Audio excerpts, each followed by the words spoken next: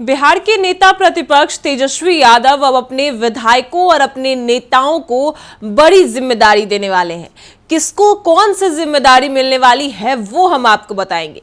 लेकिन इसी बीच तेजस्वी यादव ने कह दिया है कि अब अपनी पार्टी आरजेडी को बाप की पार्टी बनाएंगे, यानी कि सभी जात को लेकर चलेंगे, ए टू जेड सभी समीकरण साधने वाले हैं।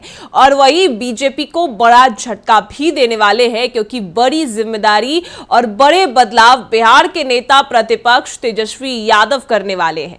चलिए सब कुछ हम आपको विस्तार से बताते हैं। नमस्कार, मैं कोमल और आप देख रहे हैं दर्श न्यूज।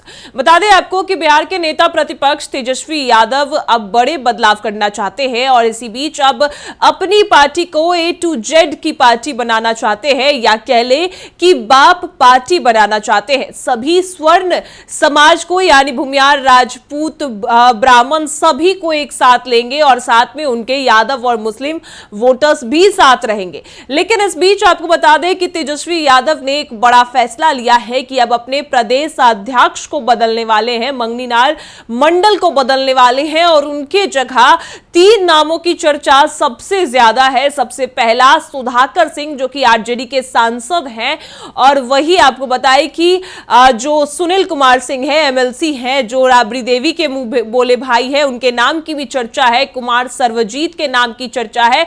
तो इन सभी में से किसको एमएलसी बनाया जाएगा और वही आपको बताएं कि किसको जो बड़ी जिम्मेदारी है वो दी जाएगी, यानी कि प्रदेश अध्यक्ष बनाया जाएगा। इसके लिए काफी ज्यादा अब तेजस्वी यादव एक्टिव हो चुके हैं।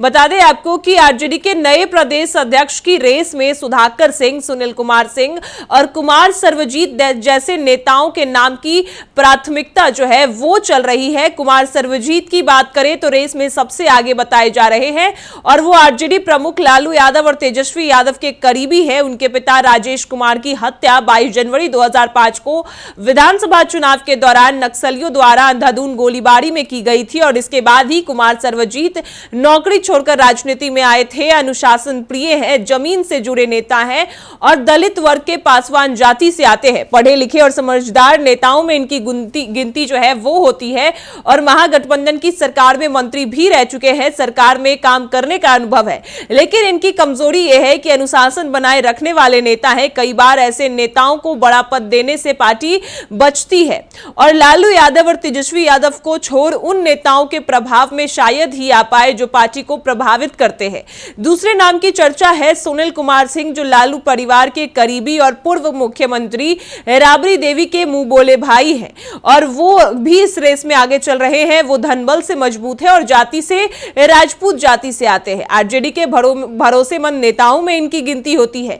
जदयू भाजपा के खिलाफ हमेशा आक्रामक बयान देते हैं और नीतीश कुमार के खिलाफ व्यंग्यवान वाले बयान की वजह से बिहार विधान परिषद की सदस्यता भी इनकी चली गई थी, लेकिन फिर सुप्रीम कोर्ट के आदेश के बाद सदस्यता इनकी बहाल हुई थी। आरजेडी के कोस्ता अध्यक्ष रह चुके हैं और कठिन परिस्थितियों में भी पार्टी का साथ इन्होंने नहीं छोड़ा।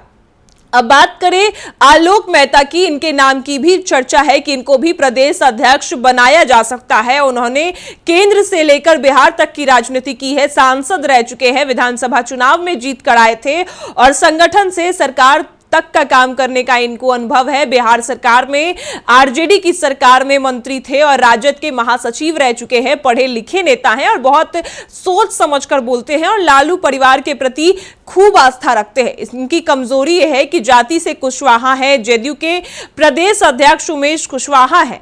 वहीं बिहार अगर बात करें, बिहार के मुख्यमंत्री और बीजेपी नेता सम्राट चौधरी भी कुशवाहा है।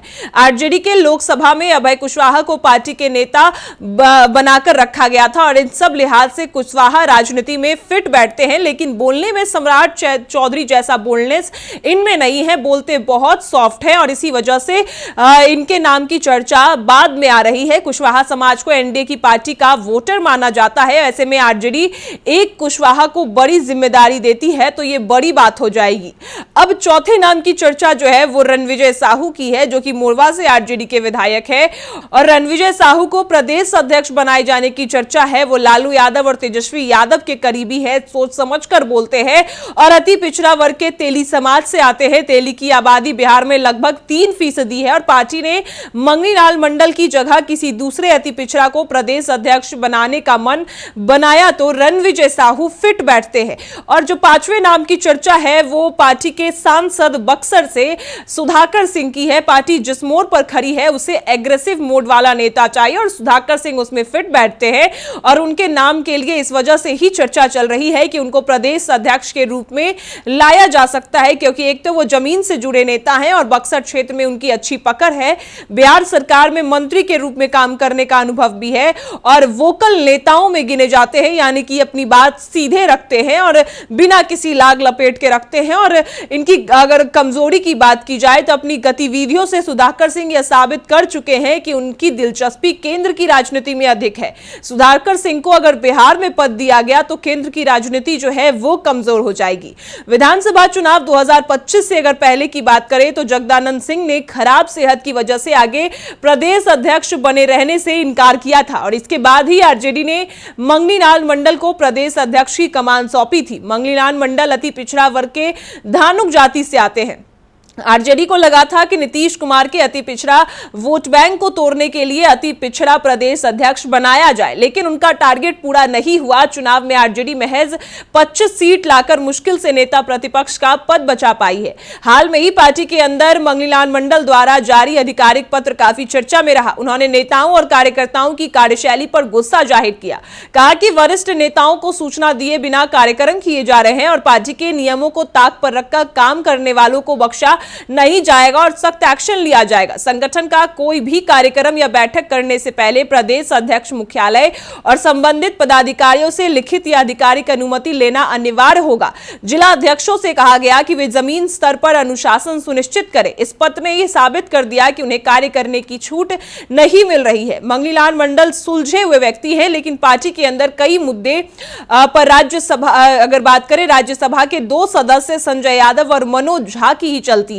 इसकी बहुत उम्मीद है कि नए प्रदेश अध्यक्ष जो बनाए जाएंगे उसे जो बनाया जाएगा उनके नाम पर इन दोनों नेताओं की सहमति होनी चाहिए, यानी कि संजय यादव और मनोज झा जो चाहेंगे उसी को प्रदेश अध्यक्ष बनाया जाएगा। और इन सभी में सबसे ज्यादा नाम की चर्चा है वो है रणविजय साहू और वही आपको बताएं कि कुमार सर्वजीत जो है वो दोनों ही के नाम की चर्चा काफी ज्यादा है, क्योंकि एक तो कुमार सर्वजीत की बात करें तो बहुत जमीन से जुड़े नेता हैं और हमेशा तेजस्वी यादव और लालू प्रसाद यादव के करीबी रहे।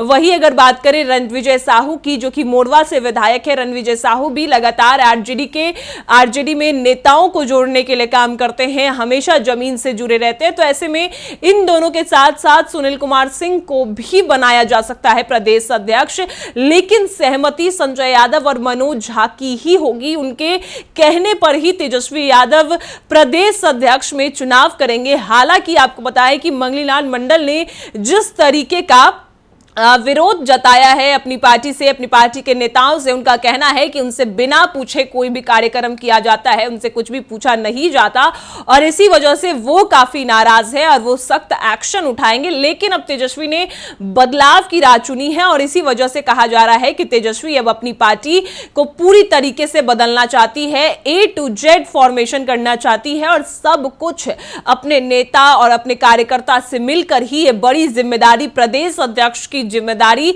इन सभी में से किसी को सौंपेगी, चाहे वो सुधाकर सिंह हो या फिर सुनील कुमार सिंह हो, कुमार सर्वजीत हो या फिर रणविजय साहू हो या फिर आपको बताएं कि आलोक मेहता हो। लेकिन इन्हीं सब में से अब आरजेडी के प्रदेश अध्यक्ष चुने जाएंगे और तेजस्वी यादव ये बड़ा बदलाव करने वाले हैं, क्योंकि तेजस्वी की पार्टी विधायकों के संख्या बल के हिसाब से काफी कम है और हाल ही में ऋतु जायसवाल भी बीजेपी में शामिल हो चुकी है। तो इसलिए तेजस्वी के सामने अपनी पार्टी को बचाकर रखने की चुनौती है और बीजेपी की नजर किस किस तरफ है ये तेजस्वी अच्छे से जानते हैं और इसी वजह से तेजस्वी यादव अपनी पार्टी को बचाने के लिए और बीजेपी को बड़ा झटका देने के लिए अब प्रदेश अध्यक्ष को बदलने वाले हैं और यह बड़ा बदलाव आरजेडी को और मजबूत करेगा। और क्या कहा यह जा रहा है कि बीजेपी एनडीए को यह बड़ा झटका लगेगा, क्योंकि तेजस्वी यादव अब सिर्फ यादव और मुस्लिम वोट बैंक नहीं, ब्राह्मण, राजपूत, जो कोयरी है, भूमियार है, सभी को एक साथ लेकर चलेंगे, यानी कि स्वर्ण, अति पिछड़ा, पिछड़ा, सभी वर्ग को एक साथ लेकर चलेंगे।